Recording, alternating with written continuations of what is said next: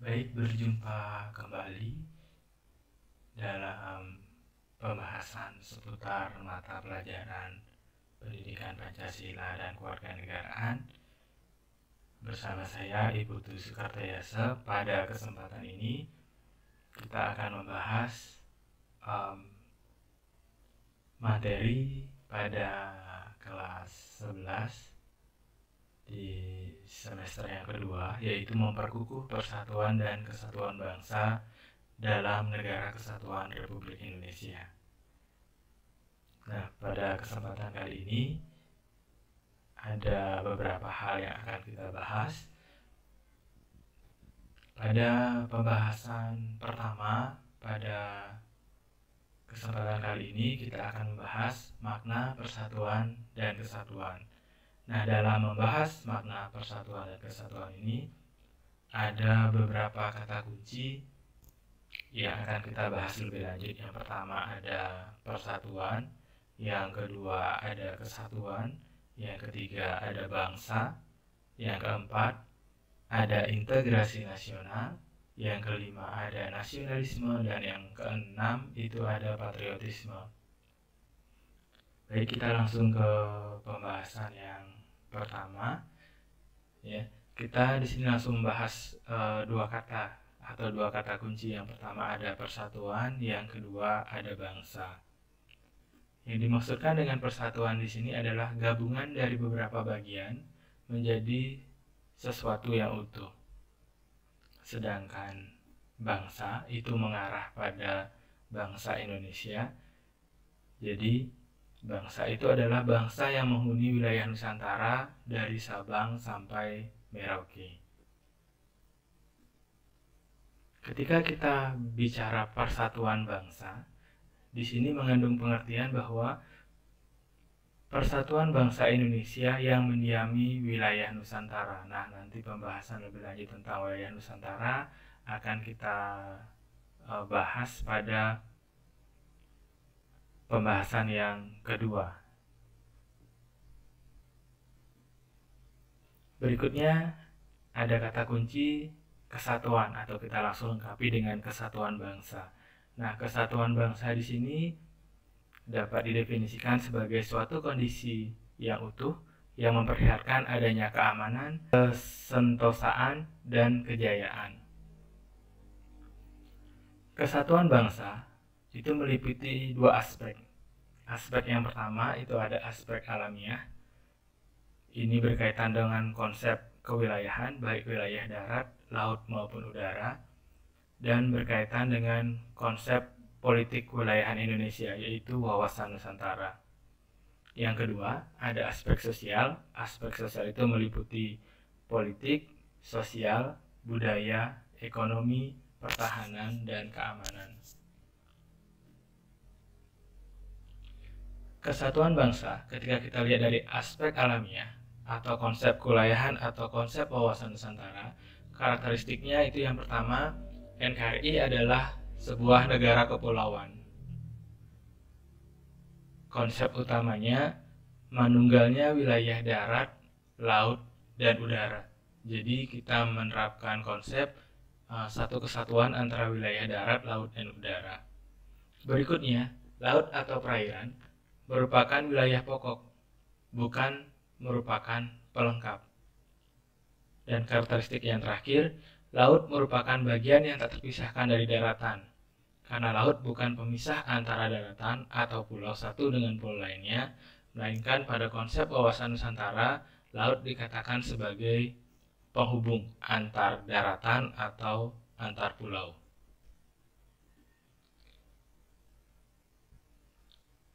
Kesatuan bangsa, ketika kita lihat dari aspek sosialnya, kita dapat menyampaikan bahwa kita merupakan Kepulauan Nusantara sebagai satu kesatuan di beberapa aspek kehidupan, antara lain satu kesatuan dalam bidang politik, ekonomi, sosial, budaya, pertahanan, dan keamanan. Nah, dalam konsep satu kesatuan politik pada aspek sosial dapat kita contohkan bahwa dalam Negara Kesatuan Republik Indonesia kita hanya memiliki satu asas tunggal, yaitu Pancasila. Selain itu, dalam konsep satu kesatuan politik, bahwa segala kehidupan dalam bernegara, termasuk dalam kehidupan politik bernegara, itu berdasarkan Pancasila dan Undang-Undang Dasar Negara Republik Indonesia tahun 1945. Yang kedua, kita sebagai satu kesatuan dalam bidang ekonomi. Kita ambil contoh bahwa kehidupan ekonomi di Indonesia sesuai dengan pasal 33 Undang-Undang Dasar Negara Republik Indonesia tahun 1945, kita merupakan satu kesatuan di mana ekonomi disusun sebagai usaha bersama berdasar atas asas kekeluargaan. Dan seluruh sumber daya yang ada juga digunakan untuk sebesar-besarnya kemakmuran rakyat. Nah, pada konsep yang ketiga, kita sebagai satu kesatuan sosial, di mana masyarakat Indonesia merupakan satu kesatuan, satu pergaulan, dan satu bangsa. Keempat, kita merupakan satu kesatuan di bidang budaya, di mana kebudayaan nasional kita hanya satu. Sedangkan corak-corak budaya daerah tersebut merupakan pelengkap atau bagian dari kebudayaan nasional. Nah, yang terakhir, dalam bidang pertahanan dan keamanan kita juga sebagai satu kesatuan, di mana ancaman terhadap satu daerah pada hakikatnya merupakan ancaman terhadap daerah lainnya juga di Indonesia, karena kita sebagai satu kesatuan pertahanan dan keamanan. Selanjutnya, setiap warga negara di Indonesia memiliki hak dan kewajiban yang sama juga dalam bidang pertahanan dan keamanan negara. Kata kunci berikutnya adalah integrasi nasional. Nah, pembahasan integrasi nasional ini itu sudah dibahas pada kelas 10 sebelumnya. Namun kita bahas kembali, integrasi nasional dapat didefinisikan sebagai suatu proses penyesuaian di antara unsur-unsur yang berbeda dalam kehidupan sehingga menghasilkan keserasian dalam kehidupan masyarakat. Nah, ini definisi integrasi nasional menurut Kamus Besar Bahasa Indonesia, diambil dari definisi secara sosiologis. Nah, dalam integrasi nasional juga terdapat faktor integratif bangsa, atau sederhananya kita bisa menyampaikan bahwa faktor yang mempersatukan bangsa Indonesia. Di sana antara lain ada Pancasila, ada Undang-Undang Dasar Negara Republik Indonesia tahun 1945, ada Sangsaka Merah Putih sebagai bendera negara, ada lagu kebangsaan Indonesia Raya, ada bahasa persatuan bahasa Indonesia, dan ada momen Sumpah Pemuda yang persatukan pemuda-pemuda Indonesia.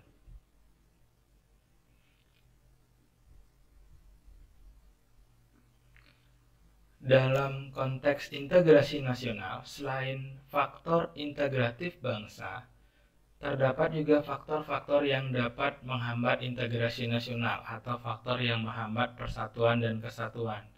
Faktor-faktor ini ketika tidak kita kelola dengan baik, itu bisa membahayakan integrasi atau persatuan dalam bangsa Indonesia. Faktor tersebut antara lain, yang pertama, keberagaman dalam masyarakat Indonesia, di mana keberagaman ini tidak diiringi oleh sikap saling menghargai, sikap saling menghormati, serta tidak dibarengi dengan adanya toleransi. Nah, ini bisa menjadi faktor penghambat yang pertama terhadap persatuan dan kesatuan Indonesia.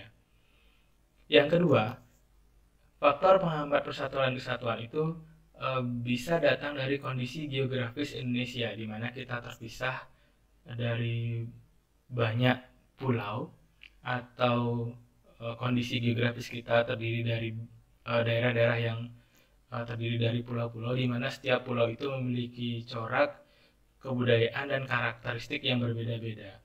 Nah, ini ketika tidak dimanajemen dengan baik, itu akan dapat menghambat persatuan dan kesatuan. Berikutnya muncul gejala etnosentrisme. Nah, gejala etnosentrisme di sini itu dimaksudkan sebagai paham yang menganggap suku bangsanya paling baik. Nah, ini bisa berbahaya atau membahayakan persatuan dan kesatuan di Indonesia. Ketika kita menganggap bahwa suku kita yang paling baik, kecenderungan kita akan merendahkan suku bangsa atau kebudayaan daerah yang lainnya. Berikutnya, faktor penghambat persatuan kesatuan itu merupakan melemahnya nilai budaya bangsa. Nah, nilai budaya bangsa ini contohnya gotong royong, tenggang rasa, saling menghargai yang mulai memudar pada masa sekarang ini. Namun, sebagian dari warga negara Indonesia termasuk pemerintah juga sudah mulai meningkatkan kembali penerapan nilai-nilai budaya bangsa. Ketika hal tersebut tidak didukung oleh masyarakat, maka ini bisa menjadi faktor penghambat persatuan dan kesatuan. Berikutnya, faktor yang menghambat persatuan dan kesatuan itu adalah pembangunan yang tidak merata. Pembangunan yang tidak merata ini menyebabkan ada beberapa oknum di daerah yang merasa mengalami ketidakadilan sehingga muncullah gerakan-gerakan separatis. Ini yang membahayakan persatuan kesatuan sekaligus menjadi faktor penghambat persatuan dan kesatuan. Konsep berikutnya itu adalah kata kunci berikutnya, nasionalisme. Nasionalisme di sini didefinisikan sebagai suatu paham yang menganggap bahwa kesetiaan tertinggi atas setiap pribadi harus diserahkan kepada negara. Nah, nasionalisme ini mulai awal perkembangannya itu pada awal abad ke-20 saat berdirinya organisasi Budi Utomo yang sekarang kita peringati biasanya hari berdirinya organisasi Budi Utomo ini sebagai Hari Kebangkitan Nasional. Kunci berikutnya yang akan kita bahas adalah patriotisme. Nah, patriotisme di sini dapat didefinisikan sebagai sikap sudi mengorbankan segala-galanya untuk kejayaan tanah air, bangsa, dan negara. Atau sederhananya bisa kita sampaikan bahwa patriotisme itu adalah sikap atau paham yang mengajarkan rela berkorban demi kepentingan bangsa dan negara. Nah, ciri-ciri dari patriotisme itu yang pertama adalah cinta tanah air. Nah, yang kedua, rela berkorban demi kepentingan bangsa dan negara. Yang ketiga, menempatkan persatuan, kesatuan, dan keselamatan bangsa dan negara di atas kepentingan pribadi.